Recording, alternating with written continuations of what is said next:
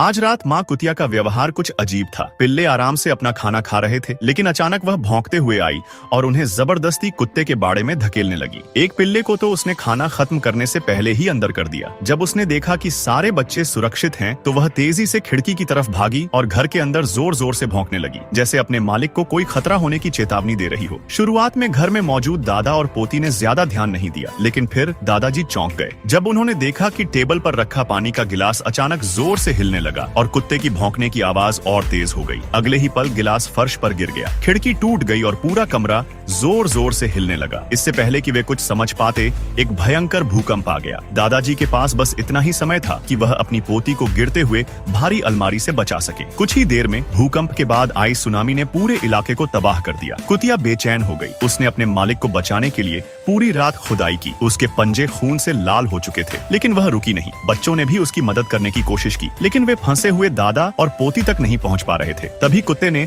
अचानक एक गंध महसूस की। उसे ऐसा लगा जैसे उसे उम्मीद की एक किरण मिल गई हो। वह तेजी से उस दिशा में भागा और देखा कि थोड़ी दूरी पर दो बचावकर्मी खड़े थे। वह भौंकने लगा ताकि वे उसे नोटिस करें, लेकिन वे समझ नहीं पाए और उसे वहां से भगाने लगे। कुत्ते ने हार नहीं मानी। उसने एक बचावकर्मी के कपड़े को कसकर पकड़ लिया, जिससे उन्हें शक हुआ कि कुछ गड़बड़ है। कुत्ते की आंखों में एक अजीब सी मजबूती थी, जिससे उन्हें समझ में आ गया कि शायद कोई फंसा हुआ है। उन्होंने कुत्ते के पीछे पीछे चलना शुरू किया और अंततः उन्होंने दादा और पोती को बचा लिया। थोड़ी देर में बचाव हेलीकॉप्टर भी आ गया। दादाजी को सबसे पहले ऊपर भेजा गया, फिर पोती की बारी आई, लेकिन तभी उसने चिंता से पूछा कि उसके कुत्ते और उसके बच्चे का क्या होगा। बचाव कर्मी असमंजस में पड़ गए। हेलीकॉप्टर को ज्यादा देर तक वहां रुकने की अनुमति नहीं थी और दादाजी की हालत गंभीर थी। आखिरकार भारी मन से पोती को भी ऊपर खींच लिया गया। नीचे कुत्ता बस भौंकता रह गया। उसे लगा कि शायद उसकी छोटी मालिक उसे भूल गई है। जब तक हेलीकॉप्टर उड़ नहीं गया, वह बस उसकी ओर देखता रहा और फिर दौड़ने लगा, जैसे उसे रोकने की कोशिश कर रहा हो, लेकिन वह कुछ नहीं कर सका। फिर भी कुत्ते को पूरा भरोसा था कि उसकी मालिक उसे लेने वापस आएगी। वह वहीं घर के खंडहर में